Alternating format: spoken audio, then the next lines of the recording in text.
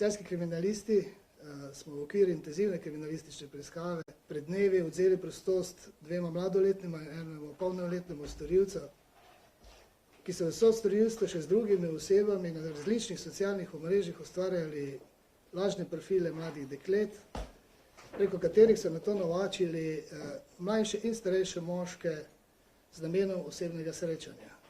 Na tak način so storilci v juniju mesecu letošnjega leta spostavili kontakt z moškim iz območja Ljubljane, moški srednjih let. Pogovor z njim so začeli z splošnimi temami, to pa so pogovore peljali v smeri, da si želi mlajše dekle z njim sestati. Moškega so prepričali, da se pripeljal v Celje. Okoli 22. ure sta ga na gozdni poti nad mestnim parkom v gozdu pričakala dva zamaskirana osumljenca. Pri tem sta moškega fizično napadla, ga brutalno pretepla, oropala in ga pri tem posnela z mobilnim aparatom ter ga nato izsiljevala za denar, češ, da ne bosta objavila teh posnetkov. Moškega sta s tem brutalnim pretepanjem posebno hudo poškodovala.